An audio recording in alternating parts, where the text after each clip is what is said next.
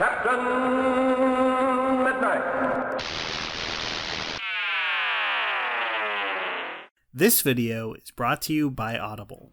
One thing I want to make clear right at the top here is that I do think there's a chance the Super Mario movie will be great. That the actors and the animators involved have a great idea that they're passionate about and will execute well. So this isn't a video about how the movie will definitely be bad. Hopefully it'll be good. But it is about why I'm concerned that we're in for something pretty rough, and why Mario specifically is such a hard character to adapt to the big screen. If you're watching this, you've probably already seen the cast list that this movie will have. Huge stars like Seth Rogen as Donkey Kong, Chris Pratt as Mario himself, and many, many more. I like a lot of these actors, but the more I thought about it, the more worried I became about this whole project, and that's kind of what I wanted to talk about this week. Tell them we're gonna play through. All right. We got plenty of time. Donkey Kong. When it comes to Hollywood, Nintendo has been known for playing it safe for decades. And for a really good reason, too. In 1993, the infamous live-action Super Mario Bros. Movie was released into theaters to a massive financial failure. And it had a weirdly dark tone that made the famously family-friendly company unhappy. Honestly, because my daycare had it as a kid, I've seen this many, many times. Despite that though, I don't really have any goodwill or nostalgia towards it. I found it depressing and kind of unsettling, bearing very little resemblance to the Mario that I knew and loved at home when playing my 64. To be fair, I didn't like Batman Returns either as a kid. I thought it was way too dark and creepy. But unlike that movie, revisiting Super Mario Bros. As an adult doesn't exactly do it any favors. Point is, I totally understood why Nintendo was so cautious about letting filmmakers ever touch these characters again. Not only was that movie a disaster, it also illustrated how hard Nintendo properties are to adapt. Sure, there was the Super Mario Bros. Super Show that people have some fondness for, but I would argue in general, they're just harder to adapt than most other popular games. Something like Tomb Raider has been turned into a movie a few times now, but that was a game already deeply indebted to the genres and style of films. It's an adventure story in the vein of Indiana Jones.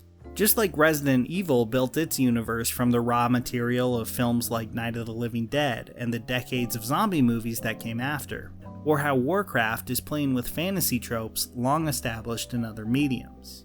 The video game stories that get turned into movies tend to be the ones that have recognizable concepts and ideas from blockbuster films already. Mario just isn't like that. From the ground up, the world of Super Mario was created with the technical limitations of very old games in mind.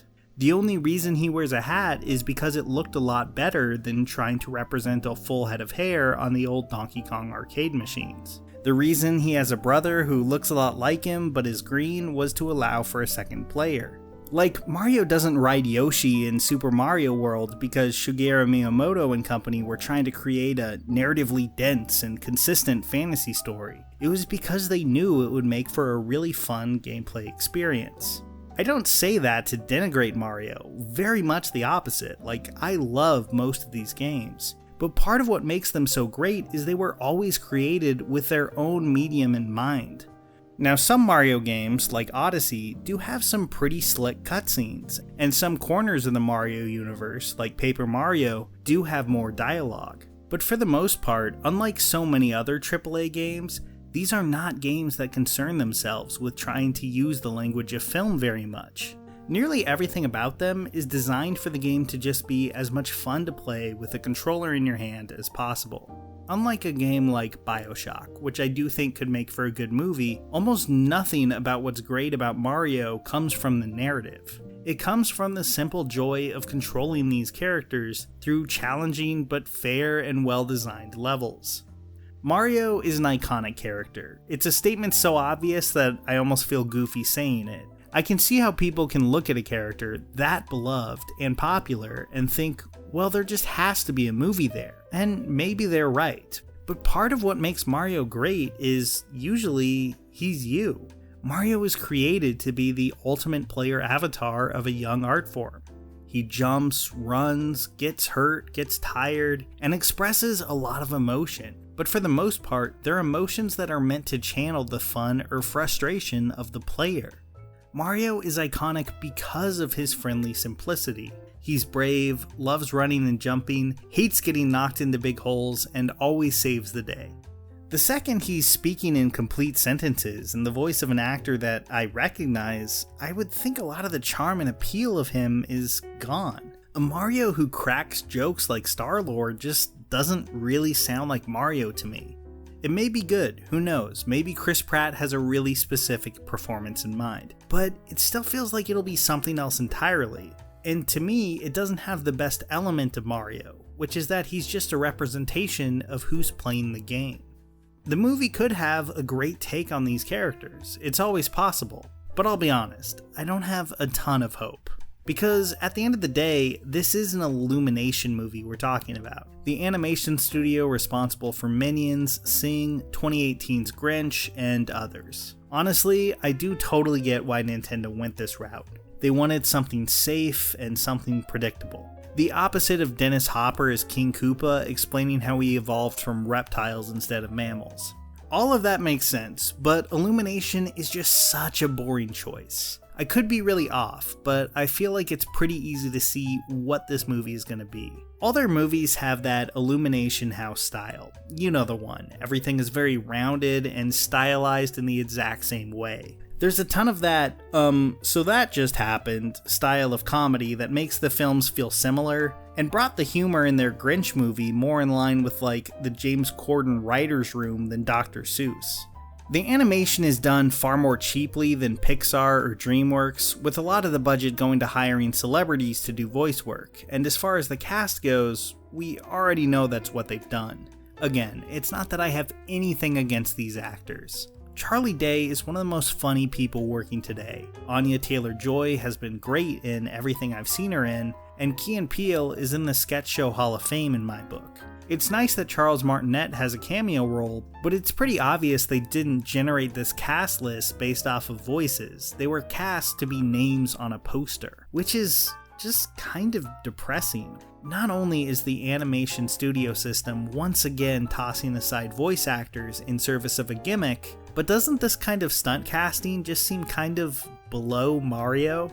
I mean, this is Mario we're talking about. Like I said, one of the most beloved and recognizable characters on planet Earth. Surely the film doesn't need desperate stunt casting like it's in the same boat as Illumination's movie about the singing pig. These characters all come with very well-known sound design that feel as essential to me as their visual design. Now the voices of Peach, Toad, or even Mario himself do work best in short bursts and would probably be hard to sustain if given lots and lots of dialogue. But I think replacing that entire cast with famous actors who will almost certainly just sound like themselves is probably the single least creative way they could have approached that problem. The ideal Mario movie, if there absolutely has to be one, I think is one that tries to use what could be those limitations to its advantage. Instead of Mario and the gang talking in full sentences, voiced by famous actors like they're the Funny or Die sketch versions of themselves, I think it could lean into something that animation has done well for nearly a century. Give us great physical comedy and a world that we couldn't see in live action with a minimal amount of dialogue. This is maybe a bit of a generalization, but usually Illumination's films are really focused on dialogue. They have a lot of sitcom type writing that could be done in live action easily if not for the fact that the characters saying it are just like talking animals. That just feels all wrong for Mario. If Mario is about anything, it's about motion, the joy of running and jumping. Now, a very dialogue-light, visually impressive movie is kind of the opposite of what Illumination does, but I'm hoping there's at least an element of that in play. The sad thing is, if there's one animation team I feel like could have done Mario well, it's one that existed before the character did. The old Termite Terrace team who worked on the classic Looney Tunes shorts. Which one of you jokers goes by the name Mario? It's me! Could you step outside, please? Welcome to Mario Party. I would love to be proven wrong on this, to see how Illumination is approaching this material, and just see that I was being way too cynical. But after sitting down to watch their version of the Grinch, well, I think I'm fair to be skeptical. You can say I'm being too harsh. After all, Illumination does make movies for kids. But honestly, I don't think that's a good excuse to make films as mediocre as they usually do. The Pixar movies are for kids, and those are often great. The Mario games are for kids, and they're just as fun and silky smooth to control as an adult. Good art respects their intended audience, no matter what that audience is.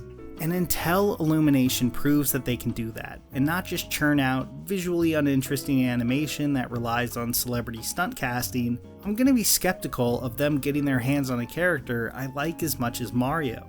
I want to hear what you think though. Are you worried about this movie? Are you excited for it? What do you think of the use of all these famous actors for these characters? Oh, and if you're in the mood, feel free to like and subscribe. If you're craving some more Mario though, I have the perfect thing for you. I'm about halfway through Super Mario by Jeff Ryan on Audible. This audiobook goes deep into the creation and development of the plumber, which is extra fascinating considering just how secretive Nintendo usually is. It does an amazing job of breaking down how he went from a Popeye stand-in to an icon. That's not all I'm listening to either. I'm often switching between a non-fiction audiobook, some great short story collections, comedy, podcasts, and more. Their catalog just gets bigger and bigger, so there's just always something new to check out.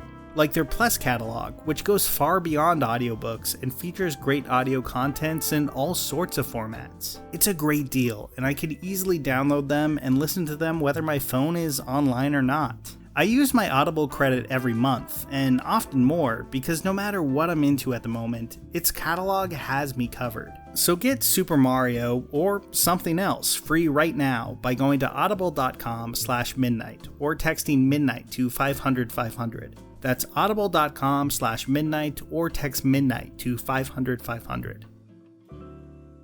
Here's a special tip for the fellas and girls who have not already joined Captain Midnight's new 1940 Flight Patrol. You'd better hurry up and join at once because there's a big adventure ahead. The thing to do now is to get started because we're going to have not only barrels of fun, but loads of free gifts and prizes too.